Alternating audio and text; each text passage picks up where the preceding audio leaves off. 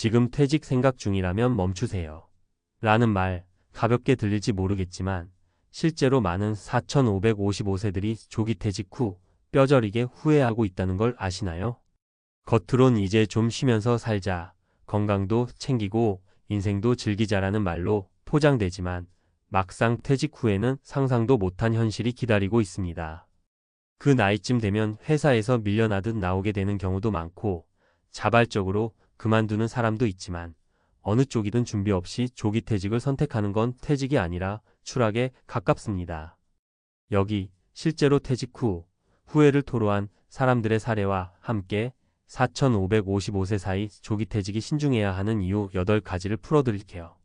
지금 퇴직을 고민 중이라면 반드시 끝까지 읽어보세요. 첫 번째 이유. 현실은 쉼이 아니라 빈 공간이었다. 퇴직 후 몇 달은 천국 같아요. 매일 아침 늦잠, 커피 한 잔, 산책. 하지만 이게 3개월을 못 넘깁니다. 사례 1. 53세에 조기 퇴직한 IT 업계 부장 출신 김성호 씨. 퇴직 직후에는 이제 내 인생을 살자 며 행복해했지만 6개월 만에 우울감이 찾아왔어요. 주변은 여전히 바쁘게 살아가는데 자신만 세상에 고립된 듯한 느낌. 명함을 잃은 순간 사회와의 연결도 끊겼다는 걸 실감한 거죠. 두 번째 이유. 은퇴 후 지출은 줄지 않는다. 오히려 늘어난다. 많은 분들이 이제 돈 쓸 데 없겠지라고 착각해요. 하지만 시간은 많고 돈은 줄고 병원비는 늘어요. 사례 2. 55세에 퇴직한 공기업 출신 김미정 씨. 은퇴 전에는 한 달 생활비 350만 원이었는데 퇴직 후 줄어들긴커녕 더 늘었어요. 운동도 하자니 헬스장, 사람도 만나자니 카페비, 병원비는 말할 것도 없죠. 예상보다 지출은 훨씬 컸고 이자도 안 나오는 예금이 전부인 상태에서 불안감만 쌓여갔습니다. 세 번째 이유. 재취업? 생각보다 훨씬 더 어렵다. 막연히 일하다 힘들면 다시 하지 뭐라고 쉽게 생각했다가는 큰 코 다칩니다. 사례 3. 50세에 자발적 퇴직을 선택한 강철민 씨. 30년 경력의 마케팅 전문가였지만 6개월간 이력서를 200군데 넘게 넣고도 면접 한 번 못 받았습니다. 너무 스펙이 높아서 부담스럽다. 요즘은 젊은 사람을 선호한다는 말만 들었어요. 결국 퇴직 후 1년 콜센터 계약직으로 들어가며 자존감이 바닥까지 무너졌습니다. 그 외에도 꼭 짚고 넘어가야 할 5가지 현실은 이렇습니다. 4. 건강이 급격히 나빠지는 시기와 겹친다. 평소엔 잘 버티던 몸도 퇴직 후 갑자기 생활 리듬이 무너지면 아프기 시작합니다. 스트레스도 있고 운동량도 줄고 병원도 자주 가야 하죠. 5. 자녀 교육비와 결혼 비용이 아직 끝나지 않았다. 요즘 20대는 취업이 늦고 결혼도 늦습니다. 그런데 부모가 너무 일찍 퇴직하면 지원이 불가능해지죠. 조기 퇴직은 자녀와의 관계에도 균열을 만들 수 있어요. 6. 국민연금, 퇴직연금 받기까지 시간이 애매하다. 국민연금은 대부분 60세 이후부터 나오고 퇴직연금도 마찬가지입니다. 그 사이 공백이 너무 길어요. 이걸 모르고 퇴직하면 5년을 무소득 상태로 버텨야 해요. 7. 집은 있어도 현금이 없다.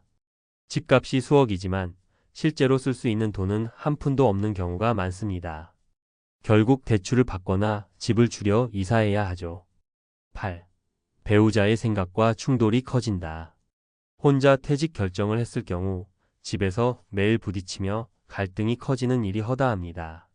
아내는 당신이 퇴직하더니 왜 나까지 피곤하게? 라는 말로 감정이 폭발할 수도 있어요. 퇴직은 단순한 선택이 아닙니다. 인생 2막을 어떻게 설계할지에 대한 거대한 결정입니다.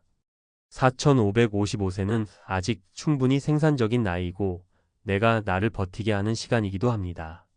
지금 퇴직을 고민하고 계신다면 다시 한번 물어보세요. 나는 지금 퇴직을 준비한 것일까? 도망치는 것일까? 만약 준비 없이 퇴직을 고민 중이라면 적어도 1년만 더 일하면서 퇴직 후 설계도를 완성하는 걸 추천드립니다.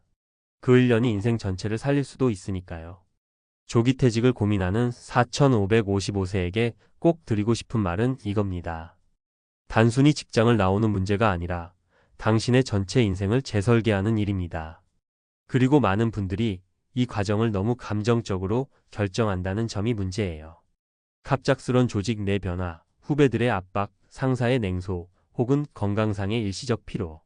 이런 감정들이 쌓여서 이제 그만둬야겠다는 결심을 하게 되는데 그 결정에 중요한 계산이 빠져 있습니다.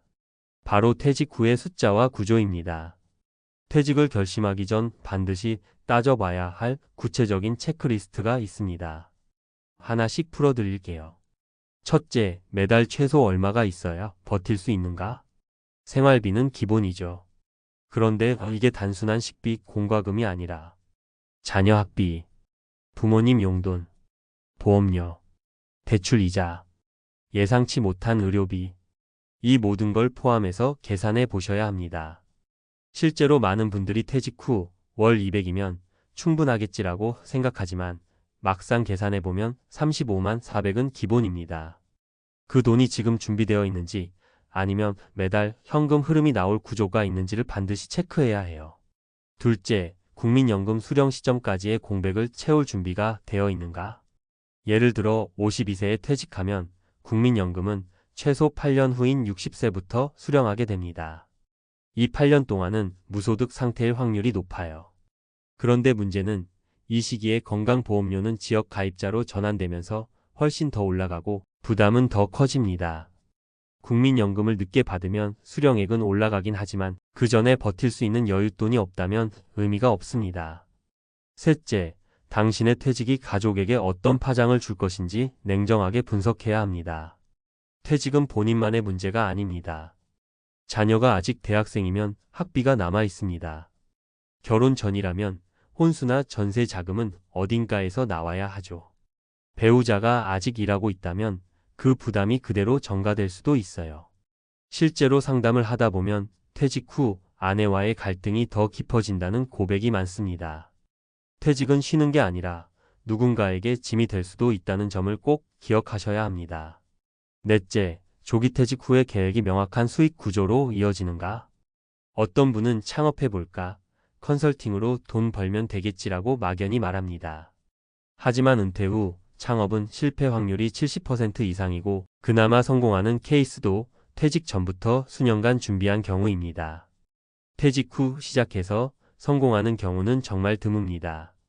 퇴직 전에 반드시 검증된 사업 모델이 있어야 하고 소규모라도 파일럿으로 돌려본 경험이 있어야 합니다. 다섯째, 건강은 생각보다 빠르게 무너진다는 사실을 인식해야 합니다. 많은 분들이 퇴직하고 나면 운동 열심히 하고 건강해져야지라고 말하지만 현실은 정반대입니다. 일하면서 긴장하고 리듬이 있었기 때문에 유지되던 체력이 퇴직과 동시에 무너지는 경우가 많아요. 특히 남성의 경우 무기력과 사회적 고립이 맞물리면 혈압, 당뇨, 우울증이 동반되어 오기도 합니다. 결론적으로 퇴직은 한 문장의 결심이 아니라 10년짜리 생존 계획과 함께 가야 합니다. 퇴직 전 최소 3가지는 꼭 준비해 두세요. 현금 흐름이 있는 자산 또는 월급을 대체할 구조. 국민연금 수령 전까지의 생계 시뮬레이션. 퇴직 후에도 사회와 연결되어 있을 수 있는 일 또는 활동. 그리고 이 타이밍에서 제가 정말 강조하고 싶은 한 가지는 당신의 퇴직 후 1년이 어떻게 흘러갈지를 시나리오로 써보는 일입니다. 오전 7시 이상, 오전 10시엔 어떤 일을 할 것이며 오후엔 어디에 누구를 만나러 가고 매달 들어오는 돈은 얼마며 빠져나가는 지출은 얼마인지 이걸 써보면 알게 됩니다. 내가 지금 퇴직해도 되는 사람인지 아니면 아직 한 발자국 더 준비가 필요한 사람인지 지금 퇴직을 고민하고 있다면 감정이 아닌 계산과 계획으로 접근하세요. 그게 후회 없는 선택으로 가는 유일한 길입니다.